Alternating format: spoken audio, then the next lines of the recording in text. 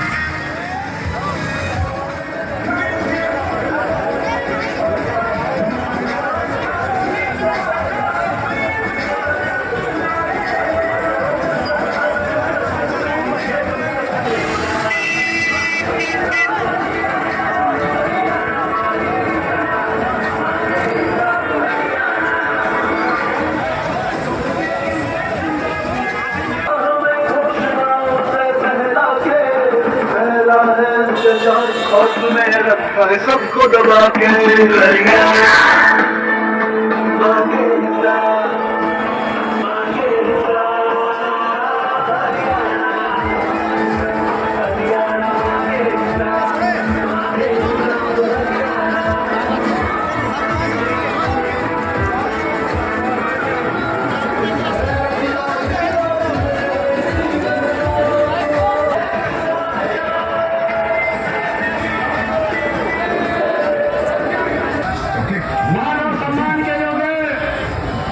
हरियाणा के प्रत्येक व्यक्ति की आवाज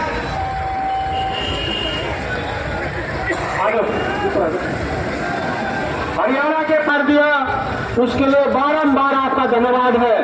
और आज एमपी साहब ने देख भी लिया कि पटौदी के अंदर, पटौदी हलके के अंदर ये भाजपा के 10 साल का जो राज है, ये कहते हैं कि हमने कार्य करे हैं जो हमने इतने बड़े सिंह हुड्डा जी ने बनाया या नहीं बनाया।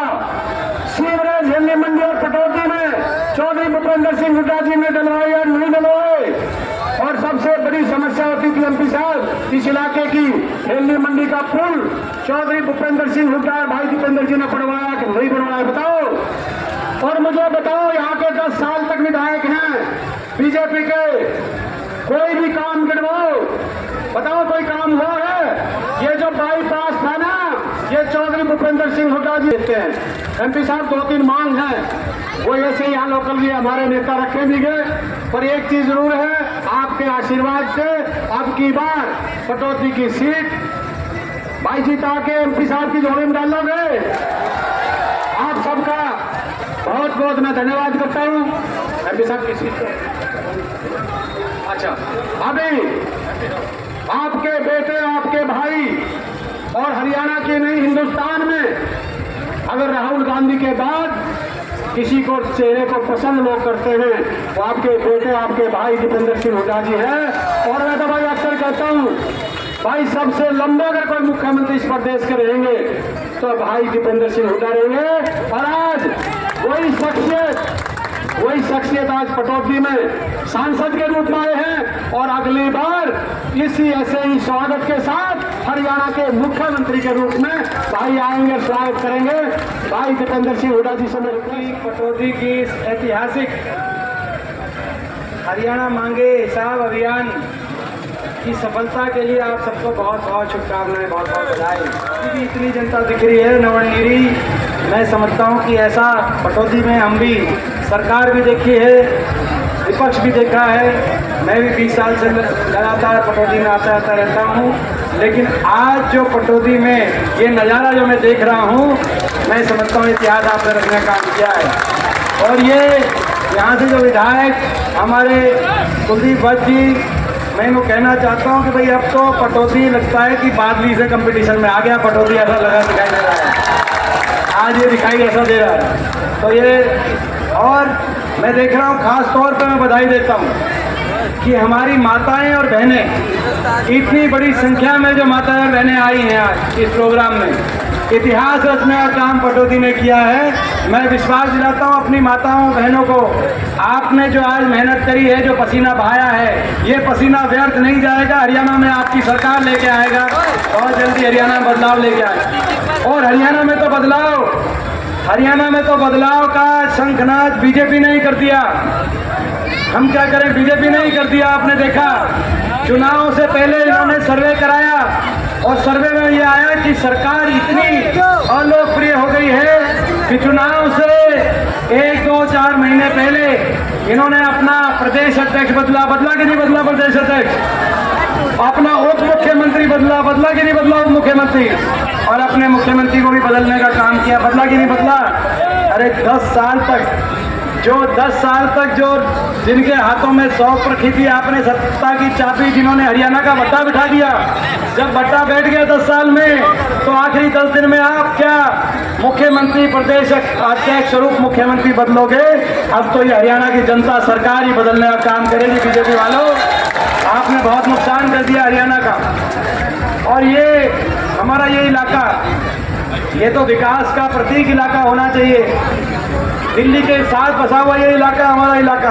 आज हम पटौदी में आ रहे हैं, सड़कों का हाल देखो, टूटी हुई सड़कें, नहरों में पानी नहीं, कहीं पीने के पानी की सप्लाई की दिक्कत, कहीं पानी की निकासी की दिक्कत। विकास का कोई एक कार्य, कोई एक काम विकास का ये बताएं जो विधायक हैं, विकास का कोई एक परियोजना पटौदी में आई हो? एक आई नहीं, एक आई नहीं। जो हमारे समय की मंजूर शुदा योजनाएं थी, डिफेंस यूनिवर्सिटी पिनोला में, वो चली गई, वो आज गुजरात में चली गई बता रहे हैं। केवल यहाँ पे पत्थर पत्थर रह गया, यूनिवर्सिटी वहाँ चली गई।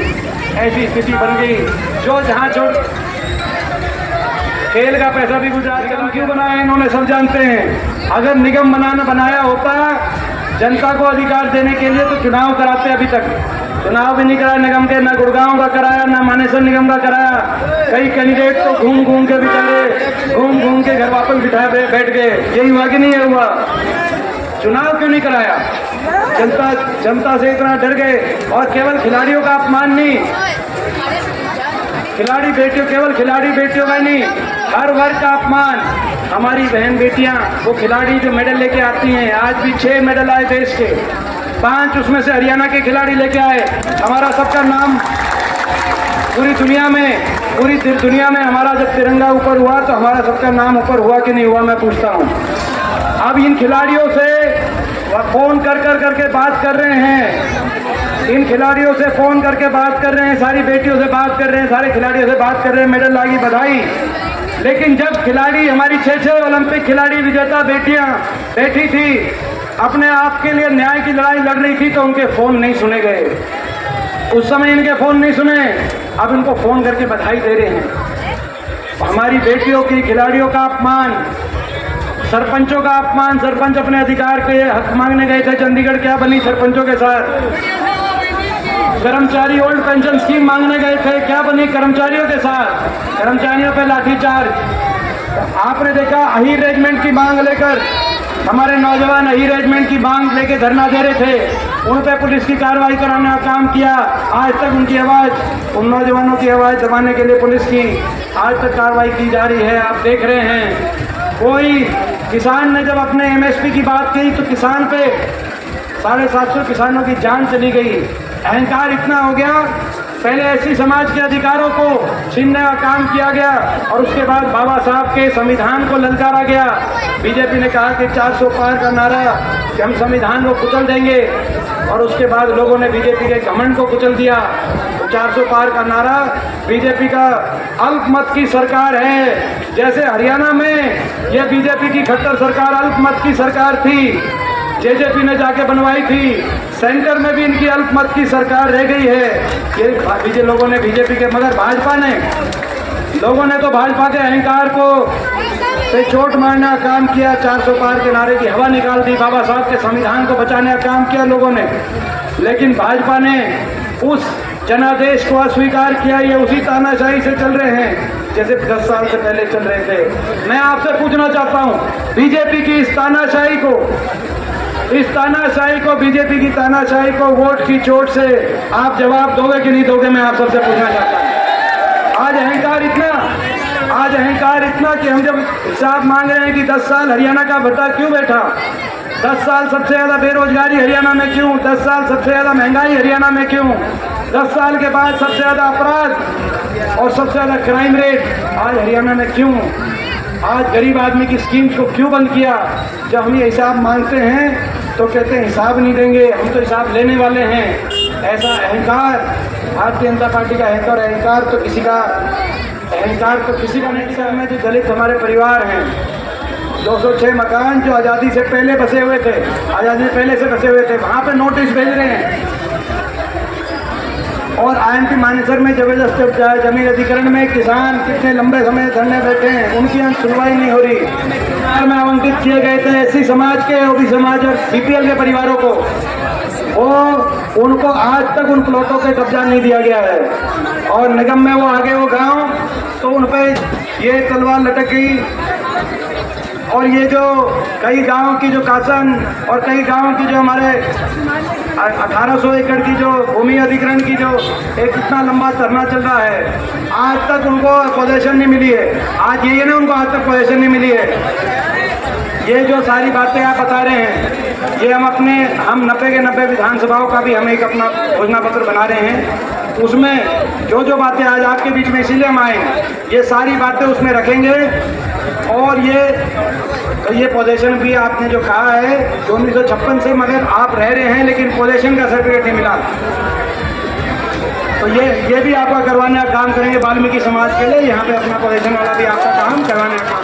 बिलासपुर का फ्लाईओवर हमारे समय का वो समय, ये प्रस्तावित, लेकिन आज तक उस पर क्या हुआ आप देख रहे हैं। बताओ भाई, बिलासपुर का फ्लाईओवर पर हुआ जो हमारे समय में प्रस्तावित था, 10 साल में क्या किया इन्होंने भट्टा बिठाने के अलावा? किसी गांव में कोई काम विकास देखा आपने? किसी गांव में कटौती में कोई काम होता देखा? जिस दिन सरकार बनेगी, सबसे पहले देश में सबसे ज्यादा, दिल्ली से भी ज्यादा बड़े बुजुर्गों को 6000 बुढ़ापा पेंशन देने का काम करेगी। और पेंशन के लिए किसी को DC ऑफिस में धक्के नहीं खाने पड़ेंगे। ये जो इन्होंने सिस्टम बना दिया पोर्टल और आईडीओ का, जन विरोधी पोर्टल और जन विरोधी आइडिया जाएंगी। और जन सुविधाएं देने के लिए लोगों को अफसरों के चक्कर नहीं काटने पड़ेंगे, अफसरों को जन सुविधा देने के लिए लोगों के चक्कर काटने पड़ेंगे। ऐसा किसी का अंगूठा नहीं मिलता। मैं नारनौल में गया, नांगल चौधरी में एक गांव में नांगल चौधरी में 80 बड़े बुजुर्गों की पेंशन कटी हुई थी। नांगल चौधरी में 80 बड़े बुजुर्गों की पेंशन, किसी के नाम की स्पेलिंग गलत होगी, वो चक्कर काट रहा है, 4 चक्कर काट दिए, मगर उसकी पेंशन ठीक नहीं हुई। जितनी पेंशन मिलती उससे ज्यादा खर्चा लगा किराए में।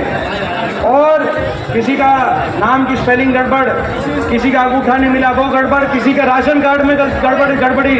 और राशन डिपो इतना दूर कि अपना राशन डिपो पे जाते हो तो अपना किराया लगा के राशन डिपो पे गरीब आदमी तो दुख से सरकार को लेना नहीं है।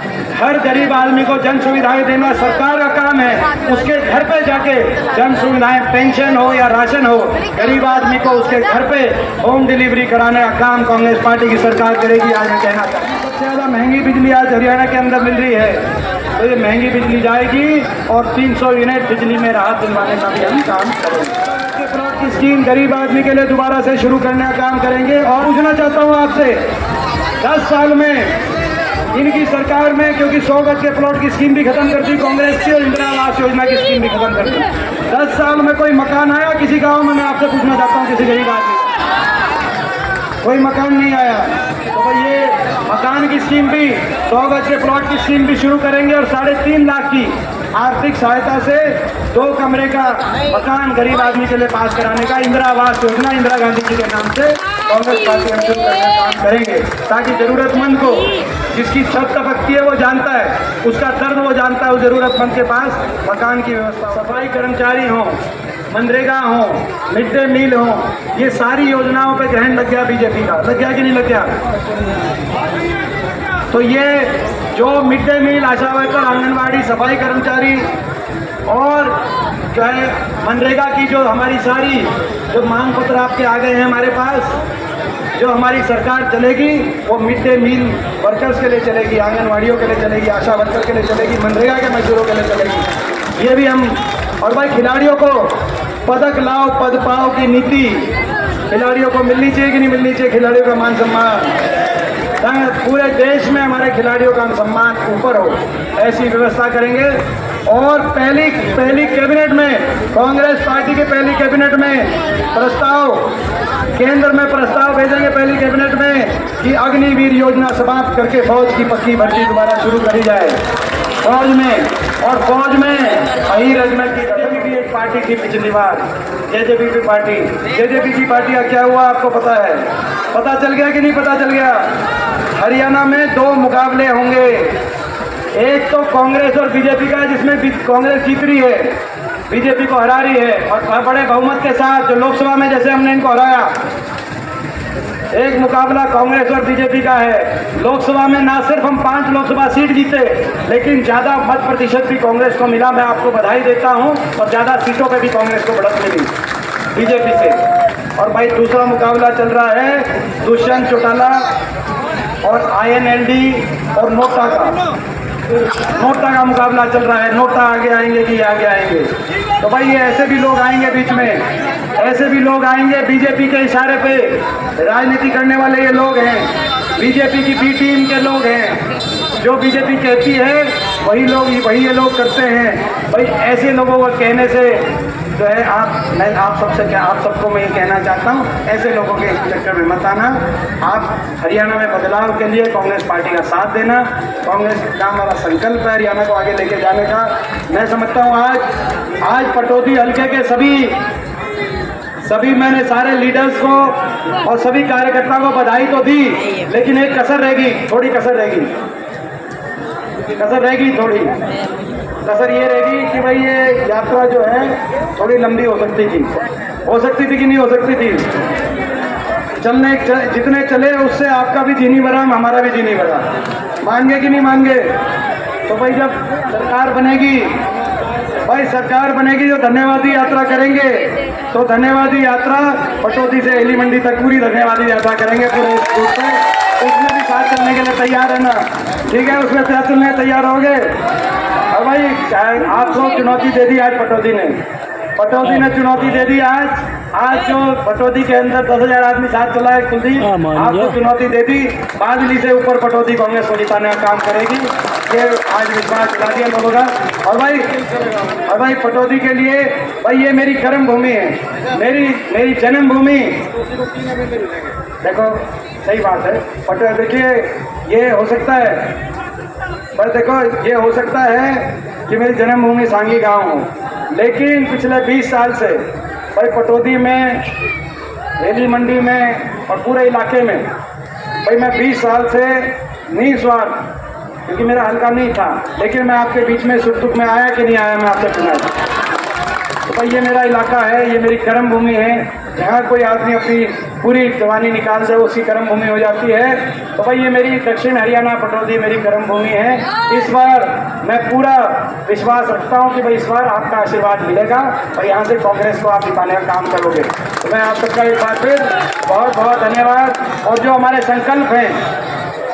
संकल्प हैं उन संकल्पों को लेकर आप गांव-गांव जाना, घर-घर जाना, कांग्रेस पार्टी की सरकार बनेगी, जो सारे संकल्प हैं उनके लिए हम सहाय करेंगे। और मैं भी हर विधानसभा क्षेत्र में जाऊंगा। सुनो, आपको ये भी पता है कि भाई कोई बात रह भी गई तो भाई दिव्यांग तो आपका है, आप रात तक यहाँ बिठा लो। और सुनो, रात तक यहाँ बिठा लो, यहाँ से चलने लगूँ रास्ते में रोक लेना। और भाई कोई जो है सरकार आ गई तो भाई आपको ये विश्वास होना चाहिए, सरकार आ गई तो भाई दिव्यांग को आपका बच्चा है, आप कान पकड़ के काम करा सकते हो। मेरे आपको पता है कि भाई आप भी राजी, राम भी राजी, आप जल्दी जो है चंडीगढ़ के राज को भी राजी बना दो।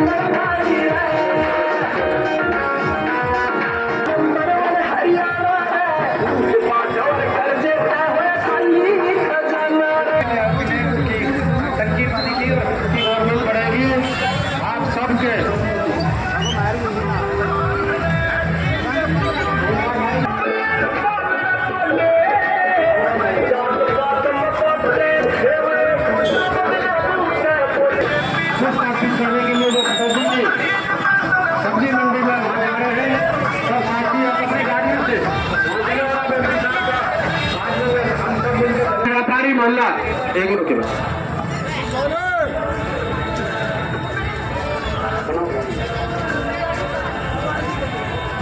हेलो कानपुर अपना कानपुर हाँ सबको मिले मैंने खुद अपने मेरे ससुर ने मेहनत से बनाया सारा कुछ किया और बीजेपी सरकार ने पूरा मीडिया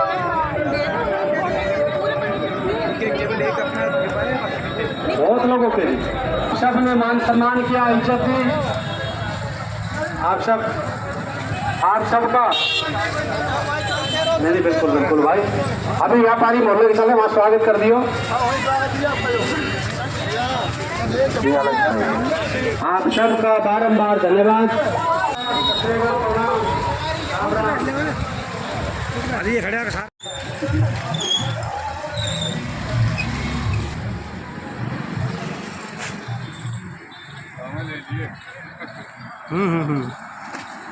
मैंने गोल करके